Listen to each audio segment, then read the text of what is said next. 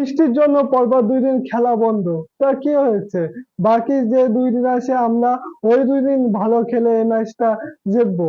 বন্ধুরা, Bharat Bangladesh second test ম্যাচের ৪র্থ দিনে আজ কিন্তু অনেকটা এগিয়ে গেল ভারতীয় টিম এবং অনেকে ভেবেছিল যে এই ম্যাচটা বৃষ্টি হচ্ছে ড্র হয়ে যাবে, কিন্তু এই ম্যাচটা হয়তো ড্র হবে না, হয়তো এই ম্যাচটার রেজাল্ট আসবে এবং এই রেজাল্টটা কিন্তু ভারতের ফেভারে যাওয়ার চান্সটা অনেক বেশি। বন্ধুরা, আমরা সবাই জানি বৃষ্টির জন্য এই টেস্ট ম্যাচে সেকেন্ড দিন আর থার্ড দিন কিন্তু খেলা হয়নি, কিন্তু আজ যখন খেলা শুরু হলো ভারতীয় বোলাররা কিন্তু অসাধারণ পারফরমেন্স করে এবং তাদের বিরুদ্ধে কিন্তু বাংলাদেশের ব্যাটসম্যানরা কিন্তু টিকতে পারেনি। তারা ২৩৩ রানে অল আউট হয়ে যায়। বুমরা ৩ উইকেট, জাদেজা ১ উইকেট এবং আশ্বিন, আকাশদীপ আর মোহাম্মদ সিরাজ কিন্তু ২ উইকেট তুলে নেয়।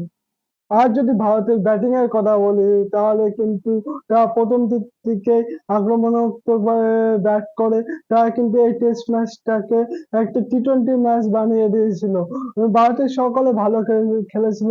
অনেকদিন পর রোহিত শর্মা, বিরাট কোহলি আর কে.এল. রাহুলকে আমরা রানে দেখতে পেলাম এবং ভারত কিন্তু মাত্র ২৫ ওভারে কিন্তু ২০০ রান তুলে নিয়েছিল এবং শেষ ম্যাচ তারা ২৮৫ রান করে ডিক্লারেশন দিয়ে দেয়।